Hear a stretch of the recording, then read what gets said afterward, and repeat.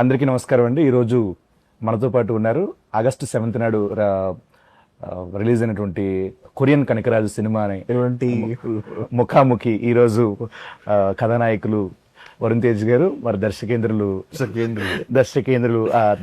దర్శకులు గాంధీ గారు, అలాగే మరి హాస్య నటులు సత్య గారు ఉన్నారు. చాలా ఇంక స్కిప్ ఇక్కడ వీడియో రీల్ అలా తగిలిపోతున్నా, అందుకే నార్మల్గా చేసుకున్నాను. ఫస్ట్ కంగ్రాచులేషన్స్ అన్న. కొరియన్ కనకరాజ్ మామూలు సౌండ్ చేయట్లేదు థియేటర్లో. వెళ్ళిన ప్రతి వాళ్ళు ఫ్యామిలీస్ అందరూ చాలా బాగా నవ్వుకుంటున్నారు సినిమా చూసి. Full on entertainment, super block buster cinema. నాకైతే నేను చూసి వీడికి కాల్ చేశాను, మీకు చేశాను, మీరు బిజీ ఉన్నారని. ఓకే, నాన్న చెప్పారులే. నాకైతే కొన్ని క్వశ్చన్స్ ఉన్నాయి. ఫస్ట్ డైరెక్టర్ గారి దగ్గర నుంచి స్టార్ట్ చేస్తాను. మీరు పూర్తిగా ఇది హారర్ మూవీ అనుకున్నారా, లేకపోతే కామెడీ సినిమా అనుకున్నారా? రెండు తర్వాత మెర్జ్ చేయాలనుకుంటున్నారా? ఫస్ట్ ఎలా అనుకున్నారు దీన్ని? ఒక ఇండో కొరియన్ క్వశ్చన్ తనని చెప్తాను, చెప్పనే. లొకేషన్ కూడా ఇంతే కదా, అంతే. దాని కోసమే స్టార్ట్ చేశా. చెప్పండి సార్. ఇద్దరు ముగ్గురు పెట్టాలి సార్, వాడికి లోపల ఉన్న ఒక దర్శకేంద్రుడు బయటకు వస్తాను సార్. అంటే ఫస్ట్ కామెడీ ఫిల్మే అనుకున్నాం, తర్వాత సత్య వచ్చిన తర్వాత అది హారర్ అయింది. మొత్తానికి రెండు కలిపి హారర్ కామెడీ అయింది. ఫైన్ అన్న. మరి ఎలా ఉంటుంది అన్న? ఎంతో కొంచెం మరి మీకు లొకేషన్ లో వన్ కంట్రోల్ చేయాలంటే చాలా కష్టం, నాకు తెలుసు అన్న. ఇది సినిమాకి సంబంధించిన లాస్ట్ ఇంటర్వ్యూ అంటే సినిమాలు చేయాలి తెలుసు కదా. సత్యం కంట్రోల్ చేయాలనుకో వెంటనే నా క్యారవాన్ రమ్మనేవాడిని. బాబు పంపించిన caravan come to my room అంటే వచ్చి క్యారవాన్ లో ఒక 1/2 hour 45 minutes ఏదో మాట్లాడుకుంటే రోజు ఉంటుంది అన్న. రోజు రోజు రోజు రోజు లంచ్ దాని సపరేట్ కాల్ షీట్ అన్న. దానివల్ల కొంచెం అప్పుడప్పుడు షూటింగ్ డీలే కూడా అయినాయి, బట్ మేనేజ్ చేసాం బానే. ఆఖరికి తనకి అదే మీరు చెప్పండి అంటున్నాను, ఒరిజినల్ గా చెప్పండి. రావులు ఎప్పుడు బేసిక్ గా చాలా బాగా చేసేవాడు బ్రో. పొద్దునే వచ్చేవాడు, షార్ట్ కి 7 గంటలకే వచ్చేసేవాడు. ఇదే కదా నువ్వు చెప్పాలి. ఇది ఒక్కటే అబద్ధం సార్, నిజంగా చెప్పండి సార్. సీరియస్ గా లేదు బ్రో, బాగా చేసాడు. Very cooperative. పాపం ఆ స్లాంగ్ అదంతా కూడా పక్కన పెట్టుకొని ఆ స్లాంగ్ అతన్ని ఎక్కడికో తీసుకెళ్లేవాడు. ఆ స్లాంగ్ నేర్చుకోవడానికి చాలా కష్టపడింది. అంటే స్లాంగ్ ఎవరైనా పెట్టారు సార్ సినిమాకి సపరేట్ గా? వీడికి 10 మందిని పెట్టాలి. ఎందుకంటే లేదన్న, మీరు దీంట్లో పర్ఫెక్ట్ గా అనంతపూర్ స్లాంగ్ చాలా బాగా వర్కౌట్ చేశారు, చాలా బాగా వర్కౌట్ చేశారు. అంటే చిన్న చిన్న వర్డ్స్ కూడా వదలలేదు అక్కడ. వాడైతే అది అనంతపూర్ కాదన్న, అనంత శ్రీరాంపురం అది ఆ స్లాంగ్. అది అనంత శ్రీరాంపురం అంటే అది కర్నూలుకి, అనంతపూర్కి, చిత్తూరుకి ఆ మధ్యలో రాయలసీమ అంతా వస్తుంది. ఇలా తీసుకొని ఇలా వేసుకొని ఇలా నాకు నేర్పించా. లేదు సార్, అతనే డబ్బింగ్ గానీ మొత్తం లొకేషన్ కొంచెం తేడాగా మాడుతున్నాడు. Because of you. నిన్ను కలిసి అది నేర్పించి డైరెక్ట్ కూడా కొంచెం దుబ్బింది. ఏంటంటే అంటాడు అతను. ఏమన్నారండి అని. మీరు ఎలా వర్కౌట్ చేశారండి స్లాంగ్? ఇది అనంతపూర్ స్లాంగ్ కొంచెం ఇష్టం నాకు, కొత్త స్లాంగ్ నేర్చుకున్నాం. అట్లా డైలాగ్స్ గాంధీ రాసాడు, ఇంకా అది చదువుతూ ఫస్ట్ గాంధీ స్క్రిప్ట్ చెప్పినప్పటి నుంచి తనకి బాగొచ్చు కాబట్టి అక్కడే కొంచెం పట్టుకుని ట్రై చేశాను వర్డ్స్ కొన్ని. శ్రీనుని పిలిచి తను ఒక లైన్ చదవమని చెప్పాడు, నేను చదివేవాడిని. కానీ ఎక్కువ వరకు సెట్ లో ఫస్ట్ 2 రోజులు మనం ఆడుకునే వాళ్ళు. నువ్వు చెప్తావు ఆన్సర్? ఓకే చెప్పండి. ఇద్దరం చాలా బాగా ఫస్ట్ 1-2 days కష్టం అయింది. కానీ మెల్లమెల్లగా వెనకాల షూట్ అయిపోయిన తర్వాత కూడా అలాగే మాట్లాడు. ఆ స్లాంగ్ లోనే మాడుకునే వాళ్ళు నిజంగా. అది మెథడ్ యాక్టింగ్ చెప్పాడు నాకు సత్య, అదే ట్రై చేశాను. నేను ట్రై చేశాను తను చెప్పిన తర్వాత.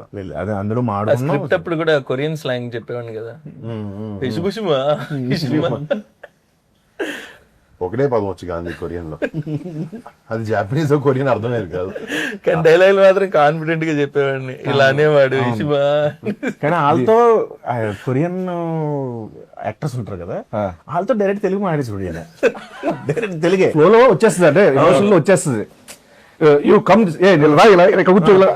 నిలబడు, నువ్వు అది చెప్పు డైలాగ్, నీది అది అది నీది అని చెప్పేసి వాళ్ళు ఏమో అలా చూస్తూ ఉండేవారు. వెనకాల వేరే వాళ్ళకి కూడా ట్రాన్స్ఫర్ కాదు. నైట్ షూటింగ్ అయిపోయిన తర్వాత బోరా అని ఒక క్యారెక్టర్ ఉంటాడు, ఒక యాక్టర్.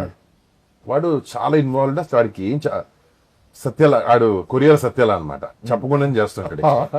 ఆడు తీసుకొచ్చి వాడికి ఏం చెప్పలేకపోతున్నా ఎట్లా అంటే, ఆడు అసలు చెప్పిన దాకా ఎక్కువ చేస్తాడు, చాలా బాగా చేస్తాడు. ఈవినింగ్ కూర్చుని గాంధీ డైరెక్ట్ గా అరే అసలు ఎవరు చెప్పారు అలా చేయాలని అంటే దిక్కులు చూస్తుంటారు. అనిపించలేదా? అరే నువ్వు ఎలా రా ఇది అసలు ఎలా చేసావు? రియాక్షన్ నేను నీకు చెప్పలేదు కానీ ఎలా ఇచ్చావు అసలు అది ఎక్స్ప్రెషన్ అంటే ఆడు చూసేవాడు డైరెక్ట్ తెలుగే.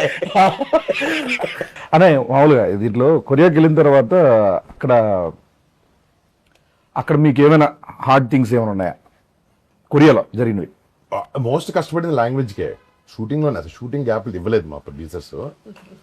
సో మాక్సిమం ఒక 20-30 రోజులు అవుట్డోర్ షూట్ లో ఒక రోజు బ్రేక్ ఉండింది మాకు. అంటే టైట్ చేయాలి గట్టి చేయాలని. సత్య అటు తిరుగుతుండేవాడు కానీ అప్పుడప్పుడు, అంటే దాన్ని తక్కువ షూట్ ఉన్నాం. చెప్పండి, బాగా ఎంజాయ్ చేశారంట. బాగా ఎంజాయ్ చేశాడని.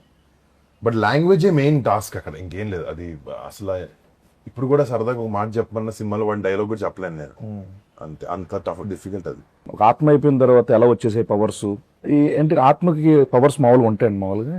ఆత్మ అంటేనే పవర్స్ ఉంటాయి కదా బ్రో. అంటే ఐ మీన్ ఆల్రెడీ బాడీ వదిలేసిన తర్వాత అంటే ఉంటాయి అంటే ఇది already fantasy kind of thing. Already మనం ఊహాజనితం కాబట్టి. సో ఎప్పటి నుంచో దెయ్యాలకి పవర్లు ఉండడం, పైకి లేపడం, ఇవన్నీ ఎప్పటి నుంచో చూస్తాను. ఇప్పుడు చంద్రముఖి సినిమాలో జ్యోతిక గారు సడన్ గా టప్ అని చెప్పి ఒక ఎన్నో కిలోల మంచం పైకి ఎత్తుతారు. రెండిట్లు ఇప్పుడు కనకరాజ్ క్యారెక్టర్ అన్న 4 fingers క్యారెక్టర్ బాగా ఎంజాయ్ చేశారండి మీరు? కనకరాజ్ క్యారెక్టర్ 4 fingers క్యారెక్టర్ కష్టపడుతున్నాను ఆ డైలాగ్ వల్ల. బట్ అది బట్టలు వేసుకోవడం, ఆ జుట్టులో షూటింగ్ అయిపోయింది. షూటింగ్ లో బాగానే ఉండేది, అందరూ ఆ డ్రెస్ వేసుకుని చేసుకున్న బాగానే ఉండేది. బయట తిరుగుతున్నప్పుడు మాత్రం రకరకాలుగా చూస్తుండే. అందులో తేడాగా చూసేవారు. ఈడెవడ మనకి రాని భాష. కొరియాలో కాదు, కొరియాలో కొంచెం డీసెంట్. అక్కడ అలాంటి హెయిర్ స్టైల్ తో తిరుగుతారు. మీరు చెప్పారన్నా. కజకిస్తాన్ లో షూట్ చేసినప్పుడు మాత్రం అక్కడ కొంచెం చాలా విచిత్రంగా చూసేవారు. చాలా విచిత్రంగా లిటిల్ కళ్ళతో తిట్టేటట్టు చూసేవారు కోపంగా. చాలా విచిత్రంగా చూసేవారు ఎక్స్ప్రెషన్. నేను వాళ్ళు అబ్జర్వ్ చేస్తుండు అంటే. నాకు ఫస్ట్ హాఫ్ లో ఈ డాగ్ సీక్వెన్స్ ఒకటి, సెకండ్ హాఫ్ వచ్చే వరకు ఫోన్ మాట్లాడుతూ ఉంటారు కదా ఫాదర్ తో. అక్కడైతే థియేటర్ ఎరప్ట్. అంటే ఫస్ట్ నుంచి ఆ సీన్ కథ విన్న దగ్గర నుంచి సినిమాలో వచ్చే టైమింగ్ అన్నమాట. ఫుల్ కామెడీ చూపించారు ఫస్ట్ హాఫ్ లో.